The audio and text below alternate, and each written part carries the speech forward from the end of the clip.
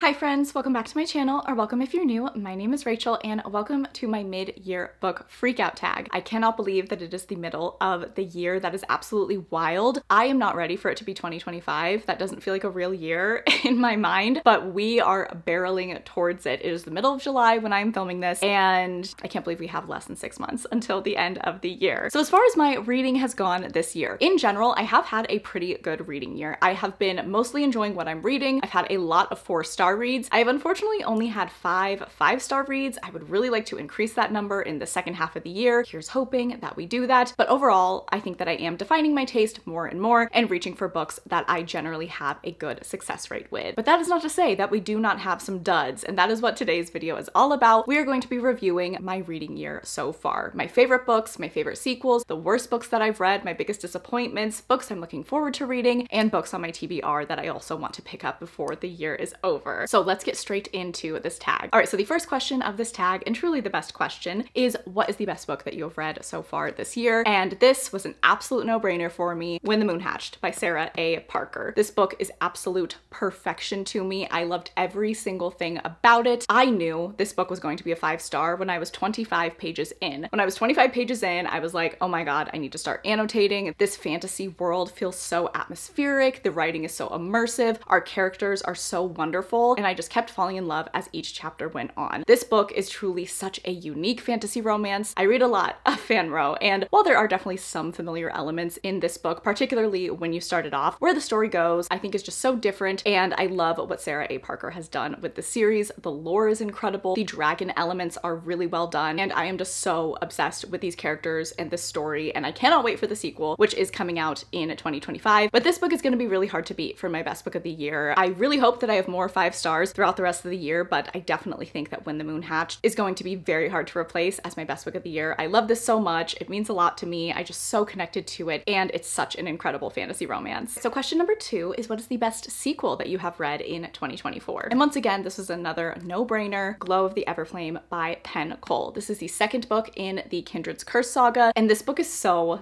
good. I personally think it is the best book in the series so far. There are 3 books out. The 4th book is coming out sometime this year, and Glow of the Everflame just really stuck out to me. It is when I think the romance between our characters was at its peak, was at its most fun. I feel like the writing was really well done, and I also think that our main character DM, her development and the plot really did just take off together in this book, and it was just so much fun. We are also introduced to a large cast of characters in this book, and I really fell in love with them. I think that Penn Cole is so great at found family and character dynamics and banter. She just writes a fantasy romance that I really connect with. So I absolutely love Glow of the Everflame. I've talked about this series a million times this year, but if you have not heard me talk about it yet, please go pick up the Kindred's Curse saga. It is so incredible, and Glow of the Everflame is, in my opinion, the best book in the series. All right, the next question is a new release that you have not read yet, but you want to. So I have a few for this answer, and the first one is A Promise of Peridot by Kate Golden. This is the sequel to A Dawn of Onyx, and this came out in April, and I just have not picked it up yet. It is on my July TBR, so I will hopefully be picking it up. We all know TBRs are just friendly suggestions though, so we'll see where my mood reading takes me this month, but I do definitely want to continue on with the series. The finale of the series is coming out in November, I want to say, so I definitely want to make sure that I read this before that comes out so I can be all caught up for that release. But I definitely enjoyed A Dawn of Onyx, and I do want to read this. I just haven't felt the need to reach for it yet, but I definitely will soon. Another new release, and this is kind of cheating because I do still need to read the second book in the series, which I believe came out last year, but The Dawn of the Cursed Queen by Amber V. Nicole. This is the 3rd book in the Gods and Monsters series, and I just reread the Book of Azrael, which is the 1st book in the series, and I really loved it. And as soon as this came out, I was like, oh my god, I need to get to the 2nd book so I can get to this 3rd book. I just want to be caught up on this series. So this is definitely a new release that I want to get to very soon. I believe this came out in June, I want to say, either May or June. I've been hearing wonderful things, and if it is anything like the Book of Azrael, I think I'm going to really enjoy it, but I do just need to read the 2nd book first. Next question is, what are your most anticipated releases for the second half of 2024? I am sure I'm missing some, but these are the ones that I could think of off the top of my head. Number 1 is Fear the Flames by Olivia Rose Darling. I am so excited for this book, you guys. So this book was originally indie published, and I did read it last year when it was still indie published, and I loved it. It was a 5-star. It was one of my best books of the year. It is such a fantastic fantasy romance. And then it did get picked up by a traditional publisher, and it is going to be republished now traditionally later on this year. I know that there have been edits to this book and also new material added, and I'm really excited to see what this new version is like, but I definitely have like 5-star predictions. I'm sure I'm gonna love it, and I'm just so excited to get my hands on it. All right, and then the next book is The Songbird and the Heart of Stone by Carissa Broadbent. You guys, we are getting a new Carissa Broadbent book this year. So this book is following Michelle, who is a character who appears in The Serpent and the Wings of Night, and her romance. I do think that there are hints on who her romance is going to be with in The Ashes and the Star-Cursed King, but I'm gonna have to definitely do a reread of that book before I pick up this one. I absolutely love Carissa's writing. I love the Crowns of Nyaxia series as a whole, and Michelle was a really lovely character that we met, as I said, in the first duet. So I'm really looking forward to this. Carissa Broadbent is one of my all-time favorite authors, so I'm sure that I will love it. Another book that I'm really looking forward to that is coming out on Halloween actually is Tempest of Wrath and Vengeance, which is the third book in the Legacy series. I'm actually currently reading Reign of Shadow and Endings, which is the first book in the Legacy series, but I'm loving it. I'm truly obsessed with it so far. Where I'm at in the book, it's going really well, and once I finish this, and I hopefully end up loving it, and then I read the second book, and I hopefully end up loving that, I truly do think that I will be highly anticipating this third book in the series. Spoiler for a future question, but Melissa K. Rorick is one of my new favorite authors. I will pick up anything that she writes, so I'm definitely anticipating any new releases from her. Another highly anticipated release for the second half of the year, which we do not have a release date for yet, but Burn of the Everflame by Penn Cole. This is the finale to the Kindred's Curse saga, and I need this book, you guys. I need this book in my hands. Like I said, as of right now, we don't know when it's going to come out, but I'm very excited for it. I think it's going to be fantastic. I've loved all the books in the series so far, and I cannot wait to see how the series ends. And then my last highly anticipated release for the second half of the year is Intermezzo by Sally Rooney. I really don't know much about what this book is about, but I don't need to because Sally Rooney can do no wrong. Every single book that she has published is a 5-star to me. Normal People is my favorite non-fantasy book of all time. She is everything. I love her writing, I love her characters, I just love absolutely everything about her books, so I have really high hopes for Intermezzo. I think about that book all the time. I cannot wait until that's released. The next question of the mid-year book freakout tag is, what have been your biggest disappointments of 2024 so far? Let's get into it, shall we? The Throne of Honor and Blood by J. Bree. This is easily my most disappointing book of the year. I truly don't think anything could top this. I was so excited for this book. This was one of my most anticipated releases. I absolutely love The Crown of Oaths and Curses, which is the first book in this series. It is incredible, and I had the highest hopes for book 2, and unfortunately those hopes were crushed when I read this book. It wasn't all bad, truly it wasn't. There were moments in this book that I enjoyed, and I think some of the side characters really shined throughout this book, and there were some good things going on, not all bad. But the last 20% of this book was, to me, truly terrible, didn't make any sense, and was just such a departure from everything I feel like we have built up in this series so far, and was so infuriating. Like, I was very upset while reading the ending of this book. I did not understand, and it just honestly crushed my dreams and my hopes, and me, truly, because I really wanted this book to work out. I was so looking forward to it, and it really did not live up to what I thought it was going to be. And then another book that, for me, is a pretty big disappointment. This one has been like a slow burn disappointment. It has taken some time for me to get to this place with this book, but my feelings have really changed about this book. When I first read it, I definitely enjoyed it, and there are strong moments in this book for sure, don't get me wrong, but the longer that I sit with this book and think about it, more issues come up, more confusion comes up, more frustration, and more disappointment, which is why I need to talk about it. And that is House of Flame and Shadow by Sarah J. Maas. I know. I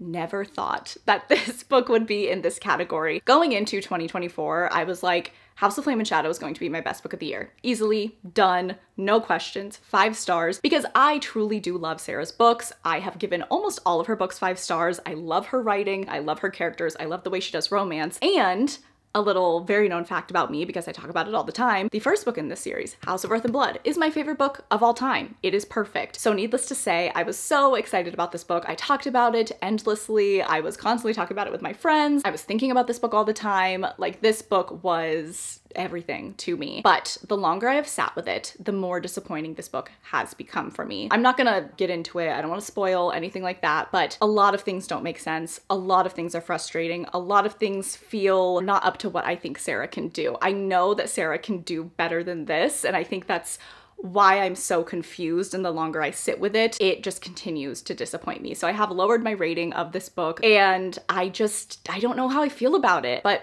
for me, it's definitely a disappointment because I had built up a lot of excitement in my head. I have built up excitement for Sarah's books in the past and they never disappoint me. Like when I read House of Sky and Breath, that was an easy 5-star for me, no questions asked. Same thing with A Court of Silver Flames. And I thought it was gonna be the same thing with this book. But I do just wanna say it's not all bad. There are some amazing moments in this book. Lydia Servos, she gets 5 stars. She is incredible. There were some wonderfully written scenes in this book and some really great moments. I did tear up multiple times. The ending I thought was really sweet. There were really incredible reveals that were so exciting and really overwhelmed me and I thought were so fun. But as time goes on, what I thought this book was going to be did not end up being what I think this book was. And I definitely think it's important to manage your expectations, but I also just feel like there was a lot of random things going on in here. I could go on more about this book, but definitely not what I thought it was going to be. And even when I did finish it back in February, it was a little bit disappointing because I was like, oh, this is gonna be an automatic 5-star. I love Sarah's books. I love her writing. I love her characters. I love Crescent City. Like, how could I not give this book 5 stars? So even at that point, because when I finished it, I think I gave it like a 4-star rating. That was even a little bit disappointing for me because when you're so sure that something is gonna be a new all-time favorite, a 5-star, and it doesn't end up being that way, it does kind of make you sit back and go, huh, okay, like this isn't what I thought it was gonna be exactly, but still good. But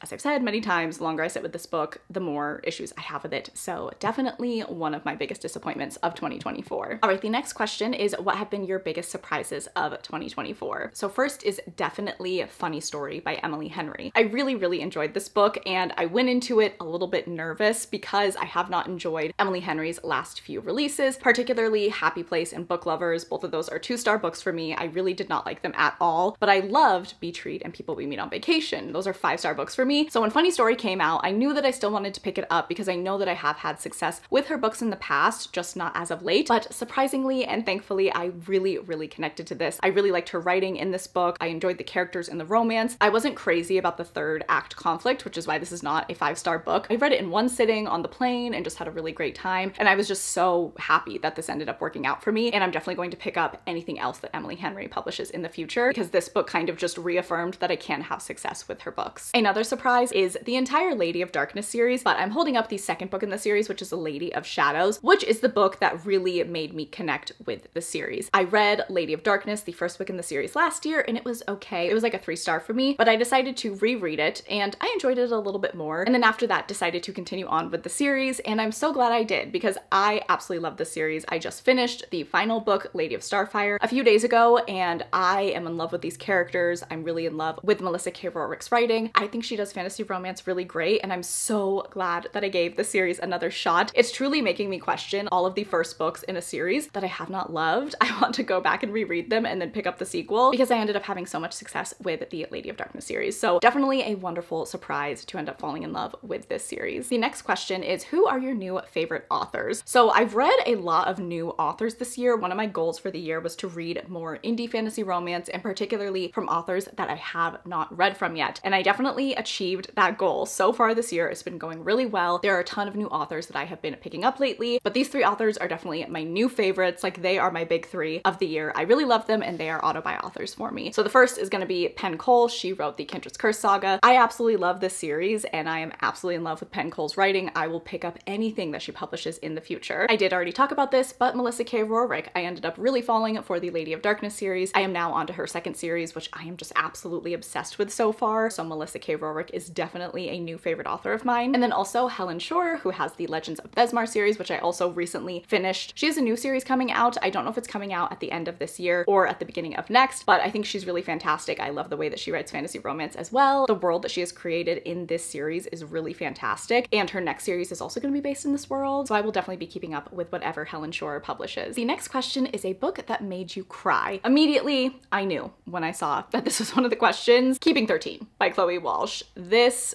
book was really tough to read. Very dark topics are covered in this book, and I was a mess reading this book. I really was. But at the same time, I super enjoyed this book. I feel like Chloe Walsh has a very visceral writing style, and I felt like these were real people, and the things that were happening to them felt very real. And it was just such a journey to read this book. It was really emotionally exhausting, but overall, I really liked the book, even though it absolutely just put me through it. The next question of the mid-year book freakout tag is, what are some books books that made you happy. A lot of books that I've already talked about made me very happy. Definitely the Kindred's Curse saga, definitely the Legends of Besmar series, Lady of Darkness, When the Moon Hatched, but a series that has just brought me pure fun and pure joy this year is the Rebel Blue Ranch series. So Done and Dusted and then Swift and Saddled. This is a small town contemporary romance series, and these books are just so cute. They're really short, they're really fun, they're fast paced, they're spicy, they have some heart to them. They just make me feel so many things, and I'm truly just filled with joy when I read these books. If you liked the Chestnut Springs series, you should absolutely pick these up. Elsie Silver has even reviewed these books. Her quote was on the front here, so definitely if you're looking for that similar small town kind of cowboy vibe, I think you're really going to connect with this series. Okay, so I do this literally every year, but I've caught it this time. I realize I skipped a couple of questions. Newest fictional crush and then newest favorite character. All right, so just on the fly, I'm gonna combine these. These are my crushes and my favorite characters. From the Lady of Darkness series, I'm going to say Cassius, Cyrus, Azriel, and Eliza. I love all four of those characters. They're all perfect to me and I really love them. I really love Khan from When the Moon Hatched. She's absolutely everything. And then also Rave too. I mean, I love her too. She's wild, but I love her. The next question is, what are the most beautiful books that you have either bought or received this year? And truly, it could be none other than these editions of the Throne of Glass series. I'm obviously only holding up 2, but these books are next level. These are works of art. I absolutely love these so much. They are so stunning. And the entire series on the end pages creates a panoramic image and it is so beautiful. Throne of Glass is my favorite series of all time. So when I saw this edition, these are by Acrylopix, I had to get them. I just had to have them. They are truly my prized possessions. They are so beautiful and they make me happy every single time I look at them. All right, and then the final question of the mid-year book freakout tag is,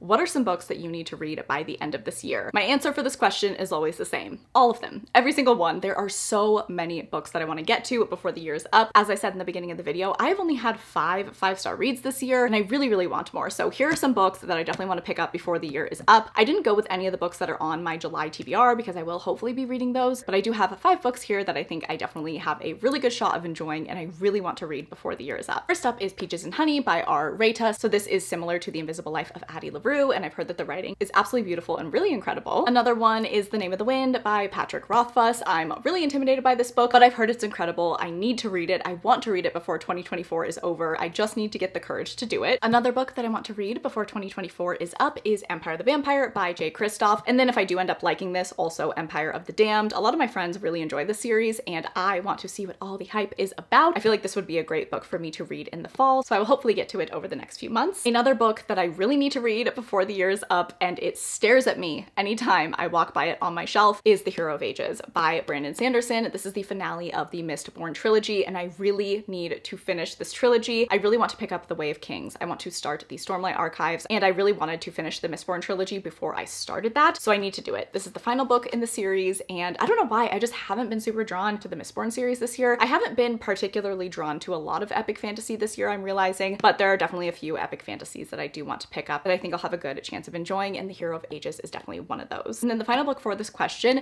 it was a book that I had never heard of, but I had a few of you comment on my video and say, oh my god, this book was really good, you need to read it, 5 stars. And then I've seen some of my friends reading it and really enjoying it. So Quicksilver by Callie Hart. I really want to read this. I've been seeing really glowing reviews. It is an indie fantasy romance and I've heard it's amazing. So I really want to get to this soon. I actually think I'm going to probably put this on my August TBR and I hope that I love it as much as so many of you have. All right, besties. So that is going to be it for my mid-year book freakout tag for the year of 2024. Here's hoping that the second half of the year brings a lot of 5-star reads and new all-time favorites. Please let me know down in the comments below, what are the best books that you've read this year? What are your most anticipated releases for the second half of the year? I definitely feel like I missed some, so I really want to know what you guys have your eye on for the second half of 2024. If you made it to this point in the video and you wanted to let me know, go ahead and leave the clock emoji. Please make sure that you're following me on Instagram and Goodreads. They are always linked down below. I really appreciate that you watched this video. I hope that you're having a fantastic day. I love you all so much, and I will catch you guys in the next one.